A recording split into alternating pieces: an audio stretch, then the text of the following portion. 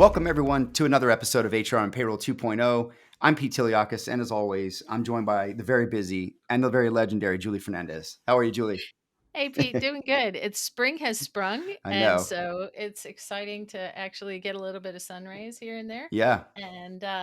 And it's almost lunchtime, and I know that will come into our guest introduction in some way, shape, or form. Yeah. Yeah. How you been, though? You doing all right? I know you've been busy. You've been heads down with demos and all kinds of use cases, I think, right? Absolutely, Yeah. yeah. Clients are busy looking I and love it. evaluating, and I know we'll do a news episode soon because there is just so much going on in the market. Yes, we are. That's another thing we have to figure out after this. And so, yeah, I'm excited. But today we have a guest, and I'm really, really excited to talk about this subject.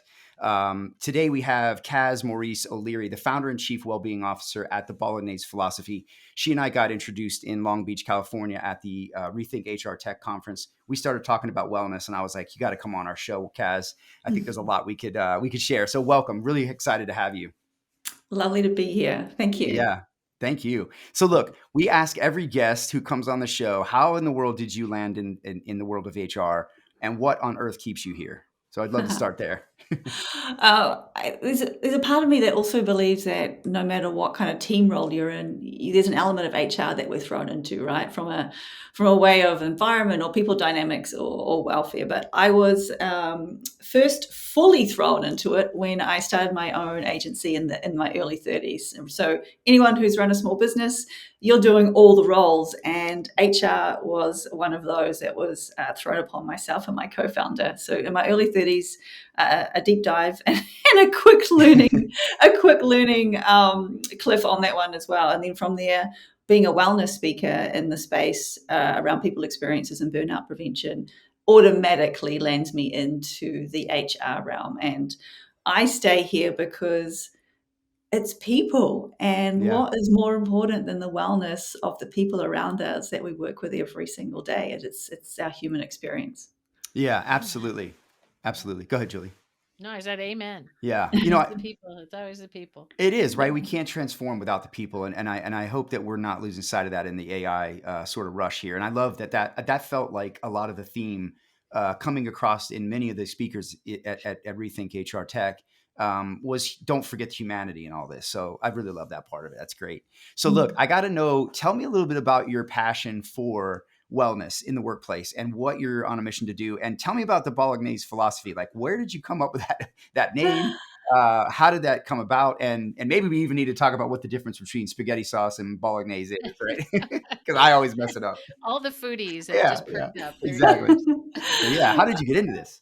Yeah, I'll start. Well, as you know, all about people, and my mission is to not separate the health and 360 view of a human being and their ability to create and contribute and innovate. Those yeah, things for me are all connected, and somewhere along the line, I know we'll talk about this a bit today, we've kind of wobbled in that world. We've lost it somewhere where our burnout is the highest it's ever been. So the things that we're doing aren't working, and we really need to look at how we can create better environments and look after each other. The Bolognese philosophy is a way of coming in to truly ask some big questions. It is inspired by the fact I almost unknowingly missed the last meal of bolognese with my husband before losing him in an accident the following day. oh, I'm so sorry. Thank you. And that meal was his home cooked bolognese. He Yeah. made the best bolognese. Oh, And I go back over that day and that moment and everything that happened over and over again. And if I had have missed that meal, like I was 20 minutes late getting home, but if I had have missed that meal with him, I really believe that the grief would have been, it's just so much more to process. And I just don't want anyone else to go through that or to miss that meal that is just so important, that human connection with the people that hold us up in our lives. I love it. I love it. You've turned, positive, something negative into a positive. And yeah, you're right. I think it's those little things that we take for granted, and they add up, right? I mean, as an employee and as human beings, they add up on us. So I love what you're Yeah. doing. It's a message that just completely resonates, Yeah. especially when you link it to the idea of being a workaholic or placing a huge priority on your work life, which is Mm. something that at least s- several of the generations in the workforce right now have been conditioned to do, right? Yeah. And on that, And Julie, I ask her, there's two questions I ask, and I'd love your responses on these as well.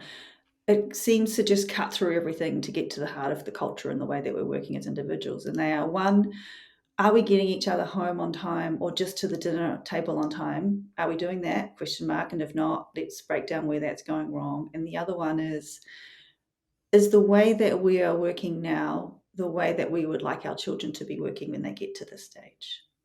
Yeah. No. that to me, Kaz, is like a two-edged sword, because when you think about it applied to your children, you might answer, well, of course not. I'd like them to have a better work-life balance than, maybe I think I have. But then when you apply it to your workforce and your teams, it's so easy to hear, generational comments made about, Yeah. the degree of commitment. And so it's important to flip it to that personal lens, I think. And it sounds like that's just what you're all about, Kaz. Yeah, yeah, and I love when I kind of go in and talk and ask that one question, like, are we getting each other home on time? Because to your point, that the human aspect of that in a working environment makes us all just breathe a little bit, makes us all look at each other as human beings again, if we may have been going through a really stressful time at work. And I just see everyone take a big breath of like, oh, that's right, we're human beings and we're working Yeah. together. And you've got this life and I've got this life, and we're spending nearly all of our existing waking hours together from Monday to Friday. Okay, let's look after each other. Like, let's just get to the basics. Yeah. Yeah, I mean, we don't we have I think some of this is an American thing too, right? I mean, I'm sure country by country it's different, right? But there's a certain amount of societal norms, I think, in the past that were, you came to work, you worked hard, you did the job until the job was done, and you were just sort of a number in a lot of ways. And hopefully that's changing with some of the generational shifts and the attitudes towards work. But I mean, how do employers deal with all this? I think sometimes Mm. about it, like I look at, there's so many little issues: financial wellness, mental wellness, right? We've got, I mean, God forbid, we have people having to start to help their employees go across borders to fund, trips for abortions, which is insane, right? We have burnout. We have mothers who can't get childcare in order to get to work. I mean, it just goes on and on. And I do think that there are some employers that think this is just some sort of fad or trend, like wellness, right? But I keep trying to explain, I think it's a conundrum that is literally at your doorstep, and you're almost going to have to solve it as an employer today. But like, what's the reality, Kaz? I mean, like, what's going on, and what do employers need to do or know? There's oh my God, there's so much to unpack with this one. I The know, first, right? yeah, Where do you and begin? so Where do we begin? I think the first thing is to all get on the same page and to not let wellness sit in a separate bucket in a silo that is a nice to have or a treat. And I Yeah, feel like the word wellness gets that fluffy packaging sometimes. But if we start yeah, using things like welfare and health, mental health is health, and understanding that if people are showing up under our leadership and under our structure, Monday to Friday, nearly all the daylight hours that we have, we are, for a majority of people, we are under an obligation of care to make sure the environment we are providing is psychologically safe and a healthy place to be. yeah, yeah. And they're And if bringing that we, stuff to work, right? yeah, and there's so much going on. And to your point, there are so many forms of burnout. There is burnout of work. There is burnout from being a caregiver. There is burnout from being a parent looking after an elderly parent looking after small children. There is so much that goes on in us as human beings. But if we just come together as a workforce and look at how can we relieve some of that pressure and create a really healthy environment so that people aren't burning out, they can just be brilliant in the space that we bring them to every day. And Yeah, when you understand that, when you rest people and you have good leadership with timelines that are really thought through, that are going to rest and sprint and create all the brilliant innovation that we want, you're going to get amazing results. You're going to see it come, and it does come back to the data. If you look at a company and you can see how high their staff turnover is, increase in sick days, high achievers not making those promotional levels anymore, that's where we need to start unpacking where are things going wrong, like what's happening here, like understanding our processes and procedures to make sure we're creating the best environment for teams to truly thrive. Yeah, agreed. I mean, do you think employers, like I've had conversations with employers that say, look, or I've seen survey data where I've been working on wellness sort of questions and you get this sort of response of like, well, look, I give them benefits and I give them pay. They need to manage their life better.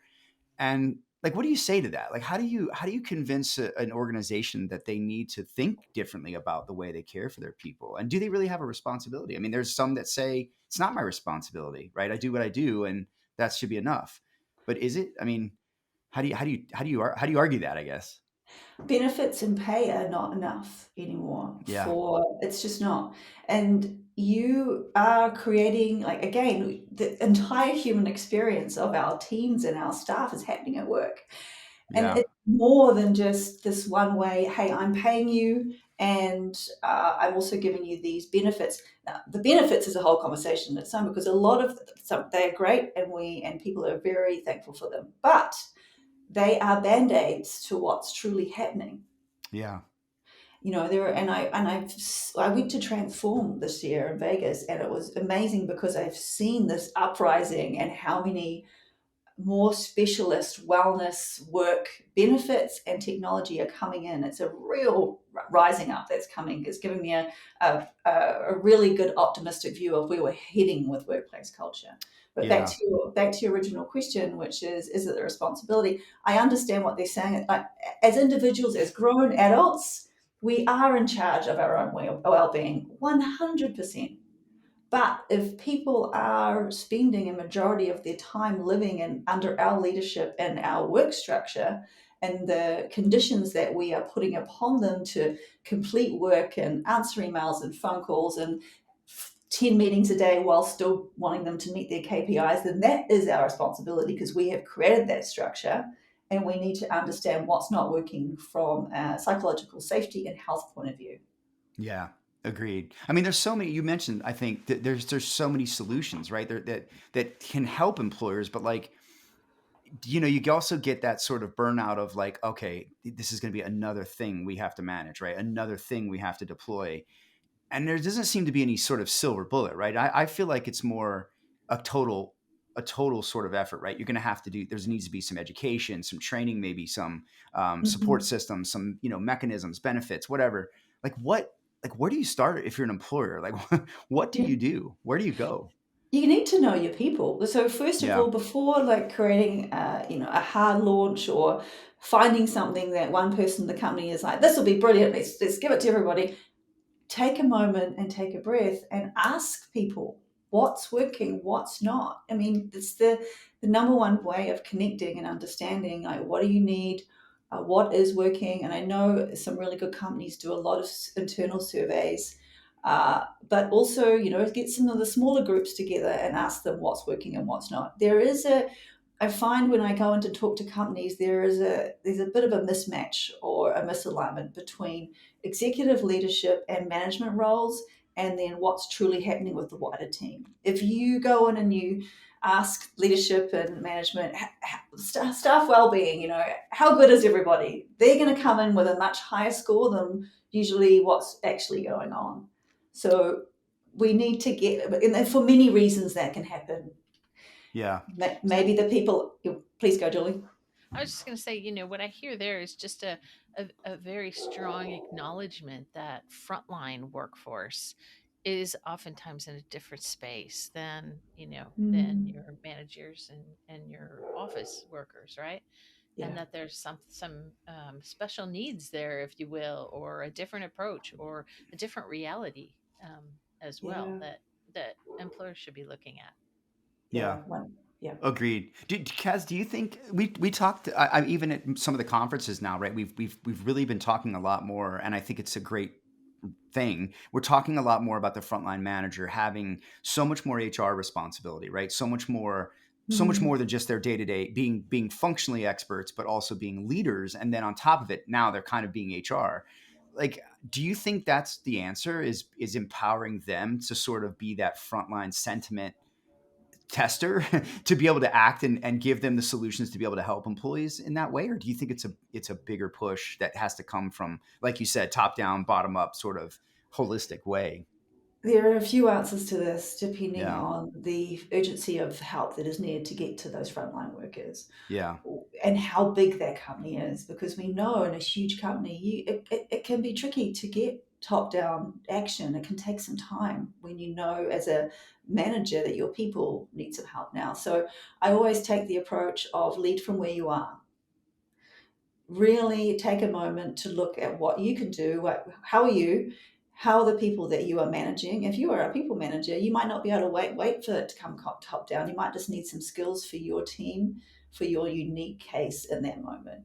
And if you are looking at that, there's some things you can do. One is, you can lead by example. If you start creating some really healthy boundaries about time to stop at night, helping your team get to dinner on time, really humanizing timelines. I kind of love to talk about that, but it's a whole in-depth area based on the technology that we're working with at the moment. Yeah. Really, there's some things that managers are not that aware of that I'm seeing are creating some burnout issues. One, which is really interesting, is a lot of frontline workers or wider teams are not taking their vacation time because they are living in mm, fear of yep, not being credited for the project they are working on if they take 2 weeks off. That may yeah, affect their entire trajectory or their bonus or their promotion for the year. And people are not taking their time off. yeah. You know, That is a problem. isn't that funny? I really thought we were past that, you know. It has been something symptomatic since I've been in the workforce, and there's so much messaging to the contrary, and yet that stigma is still there. It is. Yeah. I think it's a very American thing, if you want my opinion. I feel like other nationalities that I have worked with in the past have been much more culturally and even just maybe even legally more forward on making sure people take vacations, right? I remember I used to work with some South Africans, and those guys and ladies they would go off for a month, and I thought, man, if you did that in America, like you couldn't take a month off. That's crazy, but that's totally normal for them. And so that's great that you bring that up because I've talked to someone recently about this in their organization. They were playing around with the unlimited PTO concept, and they were finding that people were taking less time off after Yeah. deploying that. So like what's the answer to say something like that? How do you get people to take time off? Is that just a cultural thing, or what do you do? As a manager, you can do things at the beginning of the year, or there's language and then there's action that you can apply. Yeah, You can help your team like schedule their holidays and actually, be on them to make sure they're taking their time off. One, because if your team are resting, they are coming back stronger, healthier, more alert, faster to solve problems, more creative. Their brains and their bodies are rested, and we know that from basics of being an athlete. An athlete's not sprinting the whole time because that yeah, would what? That would burn them out. oh yeah, And so the same thing applies here. It's like how do you create environments of brilliance and foster the best possible work and the best possible outcomes? And there are obviously things that you can take. Now, you did mention the word legal, and I think that's really important because we are also seeing a really interesting wave right now of the right to disconnect law. And I've been following this really closely because I think it's a shame that we're getting to this point. It makes me sad, it makes my heart sad yeah, that we're getting to this point now where a law is going to have to come in to protect those frontline workers, and that sucks. Now, I don't know if you guys know this, but 3 days ago it got introduced into California, so it's on the table, so to speak. It got introduced into Australia. It hasn't been passed yet, but it's sitting on the table in Australia last month. And obviously, it's already been passed. And to your point, European countries already live in this with this law in place. In yeah, Italy, Germany, some areas of Spain, and part of Canada. So this is what we're looking at. And to your point, Julie, we were like, I thought we were past this. yeah, We're not. And so we need to kind of work out together collectively how do you want your company to, if you have to be confronted by the right to disconnect law, Great companies have nothing to worry about. Yeah. Nothing. Because they already have that as part of their culture. They are living it and breathing it. They are successful. They are aligned with what their goals and values are out to the world, is aligned with how the staff and team are feeling internally. And nothing to worry about. But the companies who haven't been working like that are going to probably come up with some confronting issues. Yeah, Yeah. absolutely. Yeah. Do you think employees fundamentally now? I think younger generations do, but do you think the workforce fundamentally is looking to their employers to help them? I mean, I think about like the other day. Well, not the other day. Recently, I was at Money 2020 this year or last year in fall, and one of the statistics that I was listening to, and one of the things they were giving was the correlation between your credit score and your health, and where lower Huh. credit scores tend to sometimes correlate to higher diseases and because of a lack of means to things and education and food quality and all of these things, right? And I just that never left me. I was like, wow, like I take things like that for granted, having a good credit score. I was always taught I have to have to have a good credit score, right? Keep your credit score good. And so luckily I've always been able to do that, thankfully. And but not everyone has, and not everyone has started in the same position education wise or means in order to have that opportunity. But like that's something really small that I don't know that we all sort of think of when we look at our peers. And so they're bringing that to work. So do you think employees are kind of looking to employers now and sort of expecting this help? When you say help, what are you meaning within that word? Well, I don't know. I mean, resources, right? I'm coming to work. I've got these challenges with my pay. Maybe I'm not like earned wage access has become huge, right, in America Mhm. for a lot of frontline workers that are on sort of the lower end of the scale. Healthcare, particularly for home healthcare, where it's capped by government rates for pay. And the fact that we've got inflation going crazy, right? You've seen earned wage access become something Mm. employees are asking, do you have this, do you offer that, right? Early access to my wages. You've seen different benefits people are coming to employers for because of maybe their needs in their family or whatever. And I say benefit loosely because there's a lot of things that you could label a benefit. But I wonder if employees are coming to work and thinking or expecting their employers are going to assist them. Is that expectation growing?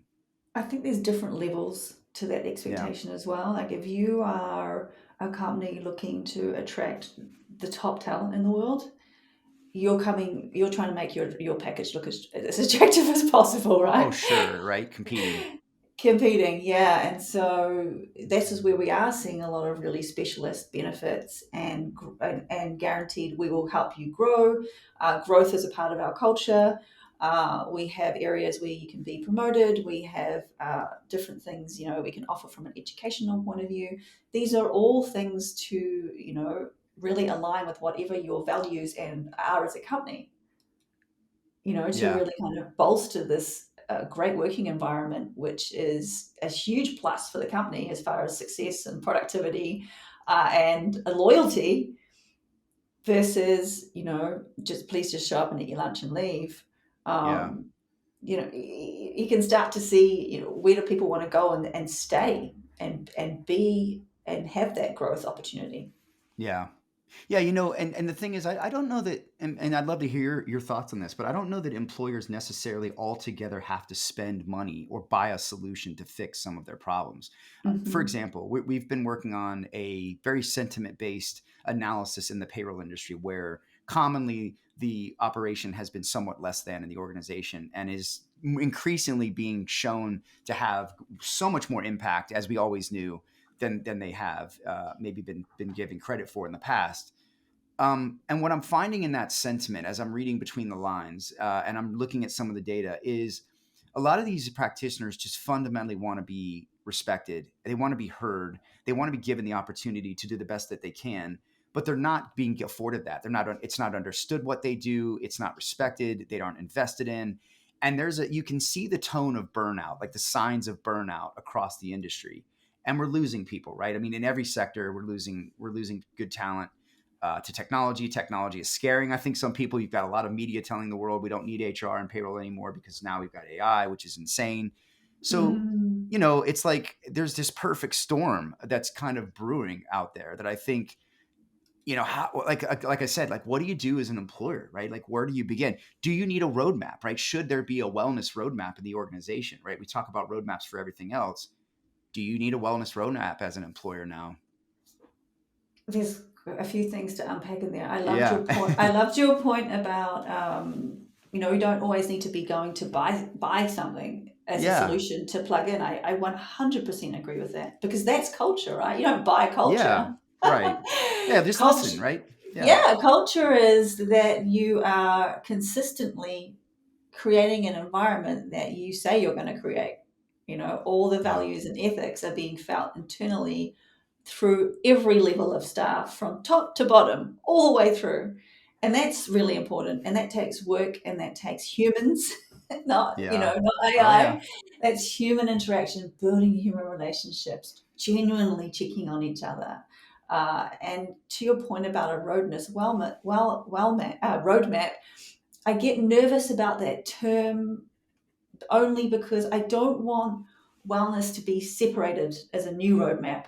I want it to be part of the way that we are daily thinking about our processes and our systems, and because those are the things that are having a daily effect on the people that you work with. And I Yeah. keep coming back to this one, really, and it's only a tiny part, but I love humanizing timelines. Like, I will sit down with a team that is really struggling, and I will grab a timeline that they have worked on before, and I'm like, talk me through this. What worked? What didn't work? And especially in innovation right now, there is a bit of an issue where we have some people who are in charge of the timeline. So you have the one person who's going to put together this entire innovation timeline from beginning to end. They don't know, and I don't think it's on them to know the nuances of every single part of the new technology, and maybe 5 pieces of technology that are coming into this timeline.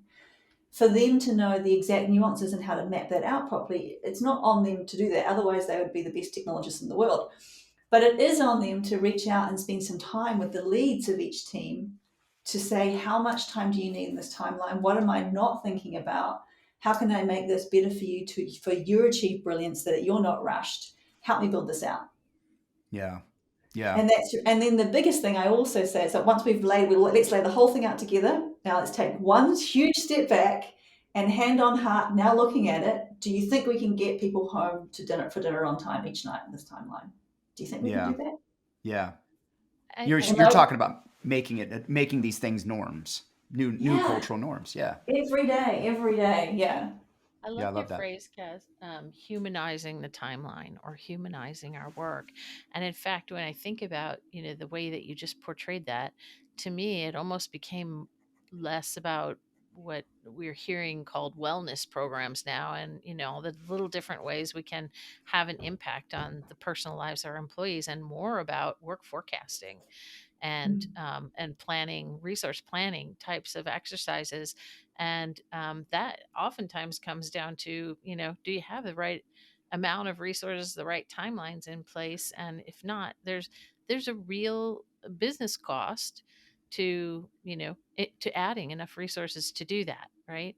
yeah, And yet, what's more difficult to quantify is the real business cost of burnout or overextension or under resourcing, and leaning instead on employees to just make that gap whole, right? Yeah. yeah, Um, yeah. Yeah, yeah. 100%. Yeah, I mean that kind of makes me think, Kaz. Like, does so we've seen things like chief people officer, chief culture officer. Do we need chief wellness officer? Do we need some sort of wellness referee or a leader in the organization? Is that coming? Are we already having that? We already have that. Yeah, Yeah. yeah. We already have Chief Wellbeing Officer. I've seen other phrases of that, which is Chief of Hearts, Chief of Oh, People. Chief of yeah. People is also, people are these are the welfare of our human beings. So I started seeing a lot more of those titles this year in some of the bigger HR conferences. Again, makes me happy, because it's all part of what we do every single day. To what you guys were Yeah. saying before, yeah. Yeah. Yeah, I think it is about building a culture of not just inclusivity but caring, right? The humanization, as you pointed out. It doesn't cost you anything to care about people, right? It doesn't cost anything to ask people how they're doing, and try to help them. So, yeah, I love Yeah, that. What do yeah, you and what do you Okay. Sorry, go ahead. Go ahead. Even just little questions I find can be really helpful, especially as a manager. Is we might be, how's your mental health, or are you really stressed out? And that's a really Yeah. a hard question for a frontline worker to want to answer to their manager. So I Yeah. find little things can just be humanizing the questions we ask. Like one is in a morning meeting is like, hey, how was your sleep? Yeah. It's a great, yeah. Did you sleep? I Did you don't know. sleep well? I'm applying the do I really want to know, I know. I know. criteria in my head right now. But Oh, the thing is, if you just ask someone how was their sleep, yeah. you're going to get a real true understanding of what's going on in that person's life. So That's a you great, can great so point. you can help lead and understand where they're at that day. Yeah, yeah. What do you think has like what do you think is the biggest wellness problem we have right now? Is it the burnout? Is it mental? I mean, and can Oof. something like AI help with that sort of thing? The biggest, our daily Like what do you, routines. I think yeah, the way that we are operating on a daily basis and how we truly bring in welfare and wellness into that, because it's the daily wearing us down that's affecting us, right? And we're seeing that yeah, from stress, or from a timeline that was poorly managed, or from resources that were pulled because the financial forecast is wrong. Like, we're constantly getting pulled at to do more within a less amount of everything. We've got this element of, it was always there a little bit, but COVID kind of magnified it more, which is an element of always being on, or always being able to be available or to reach out. And that goes on both sides. We're both guilty of it, yeah, because sometimes we attach a lot of our self-worth to where the money is coming from. uh it's what we do as human beings, and so we've got this element of always being on or reachable or wanting to solve something. But I mean, we're in an amazing time with AI, right? an It's amazing great. time. And what I love about it is anyone on my team, I can, help them take care of all the administrative tasks that I think are getting in the way of their true talents, and use them to do all the really important human jobs that we need to do, which will be building great relationships, Yeah, client relationships, creativity, innovation, problem solving across dynamic departments, like a complex problem solving across all the departments. These are the things that we can't give to AI. yeah, And, yeah, you know, it's there's such and there and those are the things that people really make them feel alive and valued. And they perk up, they've got an incredible role. But sometimes all those administration tasks can feel like a heavy weight, because you just want to get to the thing that makes you feel great, that you're good at, and yet there's yeah. all of this all this other stuff that we need to get through sometimes. Oh, I feel it myself. I have a very creative job, and I love the creativity part, and I don't enjoy sometimes the minutia of what I have to do around that. And you're right. It's like I want to be the creator. I don't want to just be doing the minutia. That's where we can get the AI to help. But do you worry that just with AI coming in the way it is, that we're going to dehuman work in some way to where wellness will become an even bigger problem? Like, that's one thing I worry about. Like, are we going to create this environment where people are kind of, symbiotically working with technology alone, where there's maybe not as much human interaction anymore? I don't know. I mean, do you think that's going to add to new problems in some ways? My biggest concern is that we will use AI to lift all this incredible administration weight off us, throw that to the side, whoo, Yeah. and we get some time back, and we're like, ooh, but we then fill all that with more stuff, that we don't pause for a moment and truly understand how AI can give us some time back. As human beings, we just want to stuff that full of more work or more things and go faster, faster, faster, faster, because that's the evolution of human beings. That's how we've been made. And I want to work out ways where we can just stop for a minute, and I almost want to daily write down how much time AI is saving me, and be like, wow, Yeah. that's amazing. Yes. Okay, now give me a percentage. Now I'm going to give myself a rule, which is a percentage of that time I'm going to make sure that I park over here for my Bolognese time. And my Bolognese time will Yes. be anything that makes me feel whole and nourished and a human being connected to the world. And Y- then, Yeah. yeah, you go. I was gonna say, do you think it can rebound? Like the idea of work-life balance has been, I know in America we've been chasing it my whole career, right? And I mean, do you think AI is the path to that? Maybe it can be that opportunity for us to be more productive, to be more effective, to have more time to return. And will we return it to our families, or will we just turn it around and pile more work on people? That's what, that's one of the Well, things that can happen. I think AI is a part of the puzzle that can truly help. Yeah. It can truly help if we use it right and we look at it as a tool to remove, these huge administrative hours and hours and hours, and we get back to the things that we're really good at. It can 100% help with that. I do think as human beings, we naturally want to just fill the time with other things, and I think that's the Yeah. discipline. That's where it comes back to being on us. We talked about Yes. before what's on the employee and what's on the employer. On the employee is like carve off that time, and thank you AI, this is like for giving me this extra couple of hours to go and, I don't know, walk in nature, see the ocean, spend have, Yeah. have, a, have a beer with your dad, like. But we need to that's where we need to get strong, and we Yeah. need to have our own boundaries, because we tend to not do that. And so that's the two sides of it, right?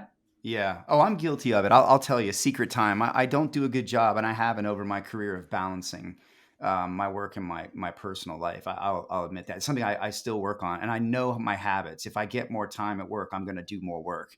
Again, I'm a creative, so that's, time is money to me, just like it is everyone. But I have to. I think it's almost like we have to be re-educated and retrained in some ways, right? I'm from a Yeah. generation that probably came up in kind of the old way of doing things, and I think there are a lot of ways in which, and I was from the military, so we had very different, viewpoints on Mm. how much load you took on and what you did, and the level of pushing yourself to the limit. But I know I have to re-educate myself and try to do that. But I'm worried that, are we just going to end up saying, oh, you've got all this time now because the AI is doing this, let's just pile more on you? Or are people really going to turn and invest that time in themselves? I don't know. We'll have to see. It Yeah, remains to be as seen. a creative, Pete, because I am a creative as well, I have questions around our current structure. It's not truly conducive to great creativity in some of the structures that workplaces place on us, because from Oh yeah. being in the flow of create, like if I'm writing or I'm concepting, jumping into a meeting every 30 minutes is the work. It delays my entire process. So Yeah. there's that. I think there's a whole conversation at some point just around, how what does it look like for a creative brain to truly flourish, because that's Yeah. different than, Yeah. it's a totally different process, and Yep. we get squished into things that I don't think work. Oh yeah. Well, and I'll tell you, like one of the things, being able to work for myself, like one of the things I've found that's been incredibly freeing for me is the ability to work when and as I want to, and Mhm. not because of I want to do other things with my time, but I like to follow my brain and my Yeah. motivation for where it is. And I find I'm more productive and far more creative when I allow myself to flow, if you will, through things versus maybe being forced into a 9 to 5, this first, this thing first, this thing next, this thing third. And I think the more that employers can give employees that flexibility and autonomy to shape their work, it is going to lead to them being more productive and more capable of Yeah. having that effectiveness to be more have more time to invest back in themselves. So, and maybe even I, happiness. So, yeah, yeah. There's one thing I always ask as well, which I think is a huge factor to burnout that we don't talk about often, is to work out who on your team is a morning person and who is a night person. yes, Because yeah, to your point about following where your brain is at its most productive, I'm a morning person, like ridiculous morning person. I'm up at yeah, 5. I can solve my biggest same, strategic creative problems from 5 to 8 a.m. That is yes, my golden time. I will machine it. But if yeah, you trying to make me work from like 7 p.m. to 10 p.m., I almost want to burst into tears, because my brain is like, I'm off. yeah, It just can't, doesn't work. But when I was in my advertising days, I would need to know on my team who out of all the designers and copywriters, who are night people and who are morning people. Because if you're trying to force something to make someone work in an area where their brain is not at its best, that's a major way to speed up burnout for that person. Yeah, yeah. No, you're absolutely right. I'm very much the same way. I can relate. I'm a military guy from the past, so I have a very early morning, early morning Yeah. routine. As they say in the Marines, it gives you a psychological advantage over the enemy being up that early. So I don't know if that's true, but it does. But I'm the same way, right? I'm so like a lightning rod Yeah. of capability at the very earliest hours of the day, to where you're right. Later in the day, I have less. I'm willing to do things like go through my emails and clean things up for the next day versus trying to be creative and work. And the problem is, I think we try to force employees into this box, right? Because this is the box that works for us, and this is what we do. And I understand that some jobs you can't be as flexible as you'd like to be, but I think the more you can create that comfortable culture, supportive culture, comfortable environment where you can create autonomy for yourself, I think you're going to get a lot more out of people Yeah. than necessarily just forcing them into a box that way. Great. So Kaz, one of the things I want to ask you about is like just the shift to hybrid work, right? We've got a lot of people now at home. We saw a lot of challenges with mental wellness and childcare and all kinds of things during COVID. But now that most people have kind of come back to the office, there's still a lot of more remote than there was. We see more and more companies kind of taking these hardline stances against it, and some are all in, some are all out, some are somewhere in the middle. Like, what has that done to wellness, and what do you think? Like, what do you say to an employer who is in a hybrid environment that has employees disconnected like that and remote? How do you manage your wellness differently than a traditional workforce? The business side of me, because I get this question a lot, I help a lot of companies in this space. And if a company comes to me and says, hey, we want to enforce a return to work policy, I'm Hmm. like, okay. And I just stop for a minute and I just say, can you just talk me through the reasons why? Yeah, Is it, have you got some clear data on the productivity has gone down and you're not hitting your goals and it's not working? Because that's great. Let's work with that and have a look at that and dive into that and understand where that's not working. If you are coming at it just from an iron fist and we have real estate in these buildings and it's costing us a ton of money and we need everyone, and there's one person at the top of the company who's like, everyone has to come back to work because I said so, that's a different conversation. yeah, Like those are two very, like, what side are we talking about? And because if you're going to start, I think it should always be based on what's really working, what's being productive, how what's the health of the team. Because if you do start forcing people to come back, you're probably going to lose some people because, it goes case by case for the individual as well. Some people really want to come back to work. That works for them. Leaving the house and going to an office may be a fantastic solution for someone who has children or just needs that focus and enjoys being in that environment. That's great. yeah, But that's not for everybody. It's not a one size fits all anymore. And because we've had a taste for it, we know what we want as individuals. And to your yeah, point, even asking the question about morning person and night person, because the way you can flourish and get the most done, it's the same thing with questions with remote versus hybrid versus full time on site. yeah, So it's a matter of what do you want to be as a company and as a leader? Do you want to truly understand what works for the people for the success of the company, or do you just want to drive an ultimatum? yeah. Yeah, I don't see the hard line in the sand being all in or all out a good idea. I think you got to take it case by case, roll by roll. Mm-hmm. And why not? Right? Right. Like, look, we've said this a lot on the podcast. I say this all the time. Flexibility is what's going to win in the battle for skills and talent. You've got to be as flexible as possible. And the more I think that you can meet people with opportunities that help them achieve their goals and fit their unique needs and their lifestyle and their whatever they're bringing to work, I think you're going to be much better off in terms of enduring and maintaining and nurturing that talent. So, Yeah, yeah, no, but it's look, there's a lot. Employers have so much on their plates now. My yeah, wife is an HR practitioner, and I hear some of the things she's dealing with, and she's not in the most mature organization, and the frustration that she has. It's like what would you say to an employer who's kind of paralyzed? Because I feel like that's what I would say her company is, right? They've got all these things they'd love to do, and they're very forward, maybe too friendly of an organization, and need to almost have some a little bit more rigidity in some areas. But what do you tell an employer who is kind of overwhelmed or maybe just paralyzed with wellness right now? Like, where do you start? What would you be your advice? Well, it almost sometimes feels like HR needs HR, right? Like, Right? Yeah, yeah, I heard that a lot this year. You know, I hung out with a lot of senior people, and I was just like, they're going through it. To your yeah, point, yeah, uh, from all the things to juggle and what to prioritize. As a business owner, you're going to need to work out what the balance is between really understanding what people need to get to their goals that you've set. Because there can be a ton of things that you want to do, but if they're not truly aligning to, hey, we've set this, we've got these goals as a team, we're going to get here. These are the three things we think these are the three things we're going to be doing to get us there. Because you need to do a couple of things amazingly well rather than doing 10 things and it all being fragmented and a bit of a mess. yeah, yeah. Do you So think HR is pick qualified for this? qualified for what part? Just like we talked about the wellness officer, right? Like, do you think HR needs outside help? Like, do you think they're qualified, or do they even have the capacity to take on more? Right? I mean, there's Good so point. many things they're dealing with. It's a really good point, and again, that comes back to that specific team structure because I Yeah, am seeing a few things. One is there's an HR team structure. They are dealing with an influx of additional parts of their role that they've never had to experience, and that's not really being considered, and that's tricky because those people are burning out.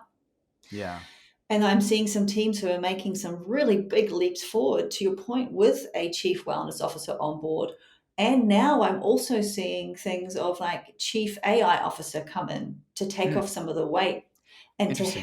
have an anchor because all these HR teams are getting all the AI questions as well. Yeah. Well, it's falling in their lap, right? It's, Privacy and yeah, yeah, and like they need help. They need some support. So you need to take a breath and look at who's on the team. Where is everything heading? What assistance do we need? What extra training do we need? Is this now adding too much to this individual person's role? Do we need to create a new role? yeah, yeah, absolutely. That's interesting. What do you find are common characteristics of companies who do wellness really well? I would imagine culture, right? Pretty obviously, but what else do you see as far as like the key characteristics when you're working with companies like, hey, this company is really nailing it. This company's doing terrible. What are the characteristics you see? Any Clarity, commonalities? yeah, clarity and empowerment, I Yeah, find. Really clear to your point about the company we were just talking about. They are really clear about what their brand is to the outside world, and all those ethics and values are definitely felt by the internal team. There's no disconnect there, and those are the super companies. They have worked out, because what happens when your brand, your amazing values and ethics that you broadcast to the world is not felt internally at the culture and there's a mismatch, that's when you really start to see people disengage. You don't get as much loyalty. You don't get as many people who want to really go the extra mile to hit that goal that you are all doing together because there feels a bit of, there's not as much trust that has yeah, been built internally. And when there's not trust that the thing that they signed up for is the thing that they're turning up to every day, things go a little sideways. yeah, yeah, You see that with whistleblowers, and you see that with data leaks, and you see that with, like, that's just one element of that coming of that misalignment, yeah, yeah. No, but absolutely. yeah. Interesting. Interesting. So, look, I know we talked a little bit. There's so many things I want to keep asking you, but I know we're kind of running long here.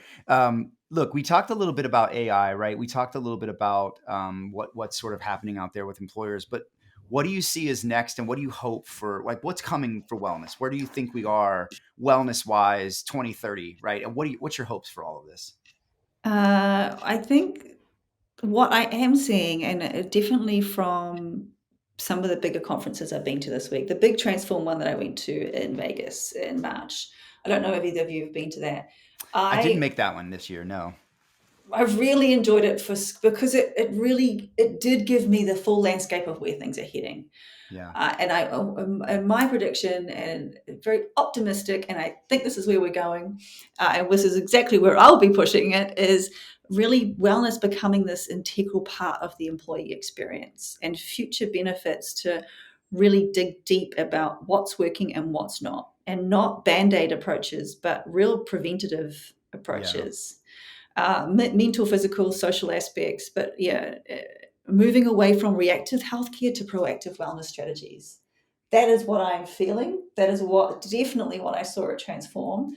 I was most excited. I was like a kid in the candy store when I went to walk through all the exhibitors. I was like, oh, this is amazing. And Yeah. an example of that would be little things that we haven't been talking about in the workplace that cause burnout. Grief.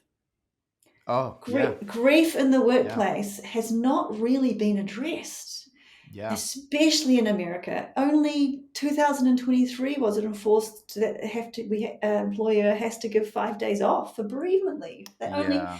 That only happened last year. And or I know personally, when you lose someone close to you, the logistics Yep. of mapping of unpacking that whole thing.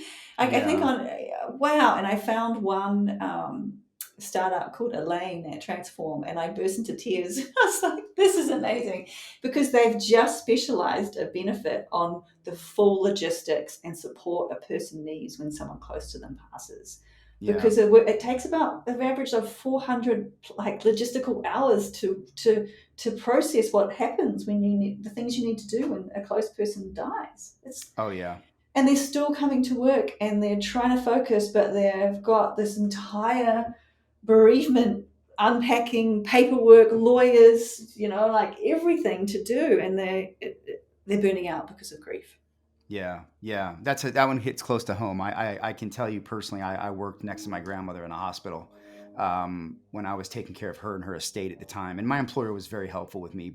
But that's the level of inappropriate balance that you can see that I was talking about. I have, and Mm. yeah, we've all been there. But you know what I noticed? I would tell you about. That's a great point, because we all don't digest that the same way. We don't absorb loss the exact same way, and what we're dealing with at home sometimes. I mean, even domestic violence. I've seen a number of things about domestic violence baggage kind of coming, if you will, air quotes, coming to work, often with women, in particular, that is really, really tough. And so all of these things, right? There's so many little variables, I feel like, that we're dealing with today, that are compounded by technology and compounded by our society and compounded by norms that we've allowed, particularly here in America, about how we treat workers. That I think that's part of it. We've got to change the demand for saying, look, we can't treat people this way, right? We're not doing right by our workforce, and we're burning them out. We're not productive. People don't want to work at certain jobs anymore at certain places, and that's just awful, right? It shouldn't be that way. Mm. So yeah. So my hope is too, right, that we can make some progress, and I'm hoping that AI and some of this great technology that we're having is going to be that opportunity for us. So, Yeah. well, this has been great, Kaz. Thank you so much. Anything that we didn't hit on? I'm sure there's tons of angles we could have taken with this. Is there anything you'd like to add, or just maybe opine on that we didn't get to touch on here? I think there's a lot covered there. Like from a surface level, obviously Yeah. there's huge depth in all those topics. But I think my big thing is for anyone listening is just take a look around your team, check on them. Yeah. It's pretty easy to tell when someone's burning out. You can get a feel for it, and hand on heart, ask: Are we getting people to the dinner table on time? Yeah. Because I that love that. does seem to annihilate a lot. Yeah. No, I love it. And take your vacation, right? We Take your need people to take their vacation. vacation. But you're right. I mean, it's the little things, like I try to do this habit now of I try to check on somebody in my circle every day, right? I try to say, how you doing? Mm. Do you need anything, right? And I hope that might stimulate someone to ask someone else. And it's I just love little that. things I just think that you can do to. I learned that from a celebrity, a comedian that was talking about how they do that, and I thought that's such a great, easy, cheap, free thing, that we can all Yeah. do just to show that we do care. And how are you doing? Are you all right? Do you need any help? So. Look, if we all look out for each other, and we start acting, to your point, going back to the beginning about humanizing the way we do things and put it through that lens, I think we'll come with better responses, better outcomes, and better, hopefully better feelings for everyone, in the workplace, and better wellness. So Yeah. this is awesome. Thank you so much, Cass. Listen, where Thank can you. I'm going to share all of your links, but where would you mostly love to have people direct to connect with you? I know you speak a lot. You do a lot of great Mm. work. Where can they reach out to you? Yeah, I've got Bolognese Philosophy.com is that's where the philosophy lives for anyone who wants to go there. And my speaker website's also Kaz Maurice O'Leary.com. And then I'm on LinkedIn as well, obviously kazmauriceoleary.com, and I'll have more announcements there coming soon. I've got a speaker partnership series with a physician coming up for corporates to Oh, really awesome. dive deep into a full wellness framework to really help people. So I'll be making some more announcements about that on LinkedIn for anyone who that can help. Oh, very cool. I'd love to check that out. I love frameworks, so we'll keep an eye on that, and I'll make sure I share all of these links for you. And yeah, check out Kaz if you can see her speak. It's really worth your time. And thank you so much, Kaz. This has really been awesome. Thank Julie, you. what do you got going on? Anything? I know you got a survey running out there. I don't know if it'll be still I running by the time this comes out, but what's going on there? I do. We've Yeah. been doing some micro surveys this year, just because the big meaty ones can be such an effort to pull together. So right now, I have a survey out on AI, intelligent automation in HR, and I don't know if we've posted the link, Pete, on our on any of our episodes, but I'll share it with you. Yep. It's literally 15 questions. So Beautiful. and of course, you have your survey going on. Yep, it's actually done. I'm working on the results, and we'll be showing that. You and I will be at the Global Payroll. Or excuse me, I will be at the Payroll Congress showing that. Global That's Payroll right. Week is the week before that. That's coming up, but we'll be doing unveiling that at Payroll Congress and leading a very interesting executive summit going on there. So if Summit you're Day. interested in that, That's let right. us know. We can get you an invite. It's private. But what else, Julie? Anything else going on? Oh, lots of client work, which is where my heart is, as you know. Oh So, yeah, so I love it. It keeps me close to not only the vendors. I'll never be as close to the vendors as you are, but it keeps me very close to what clients are doing and where they're going and what they're using and what they're interested in and what maybe is more marketing and its time hasn't come yet. So, yeah, awesome. it's my favorite part of what I do. Good stuff. Good stuff. All right. Well, look, ladies, it's been great. Cass, thank you so much for joining us. Julie, everyone take care, and we'll be back very soon.